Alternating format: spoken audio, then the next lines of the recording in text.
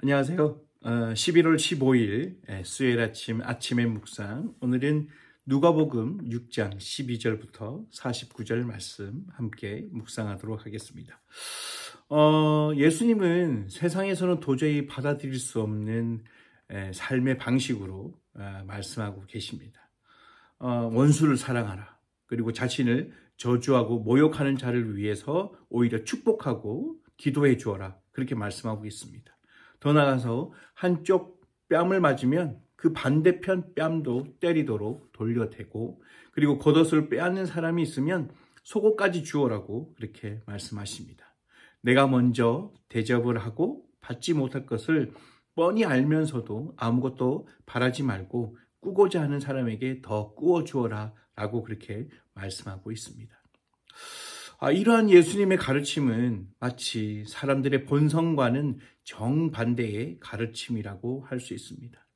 사람들의 본성은 어떻습니까? 대부분의 사람들 속에는 이는 이로, 눈은 눈으로 갚아주라는 그런 내적인 그런 합의가 존재하고 있습니다. 그렇기 때문에 이러한 내적 합의로부터 도출된 생각과 행동이 더욱 자연스럽습니다.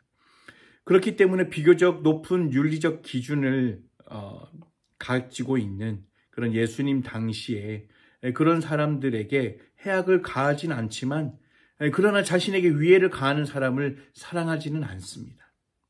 예수님 당시 유대인들의 가르침인 미시라는 내가 받고 싶지 않은 것들을 다른 사람에게 행하지 말라고 가르쳤습니다. 즉 최소한 다른 사람에게 해를 끼치지 않지만 자신에게 해를 끼치고 핍박하는 원수까지 사랑하라고 가르치는 것은 아니었습니다.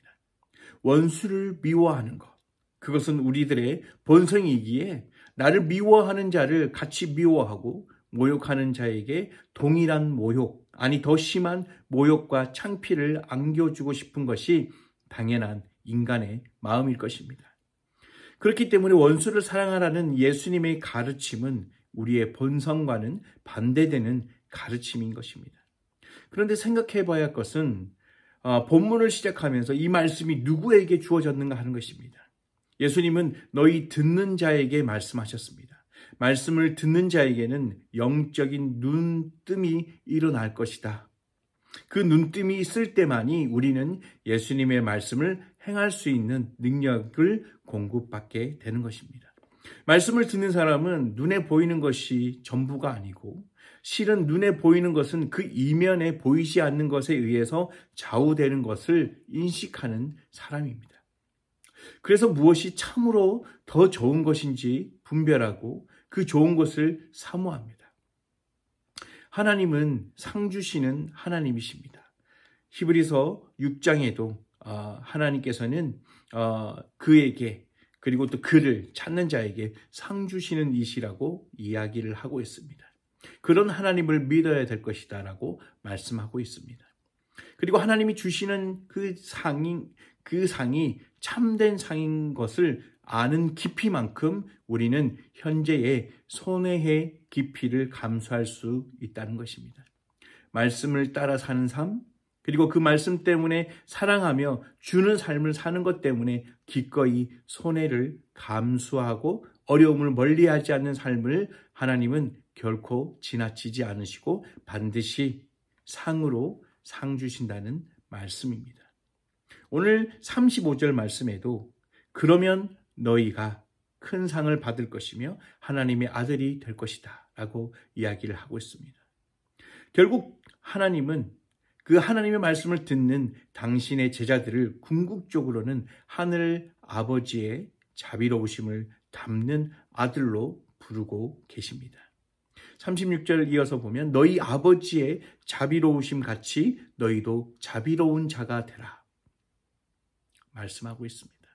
그러나 우리가 잊지 말아야 할 것은 이 자비는 우리의 본성이 가지는 속성이 아니라 바로 하나님의 속성이라는 사실입니다. 우리가 자비로운 사람이 된다는 것은 우리 내부 안에 있는 그런 윤리적인 어떤 잠재력을 개발하는 데 달려있는 것이 아니라 하나님과 하나됨에 달려있다는 것입니다. 이 하나됨은 곧 하나님을 닮는 것을 이야기하는 거죠. 아들이 아버지를 닮는 것이 너무나 당연한 것처럼 우리의 심령이 말씀과 성령의 인도하심을 따라 점점 하나님을 닮아가는 삶은 당연한 신앙인의 모습이지 않을까 생각을 하게 됩니다.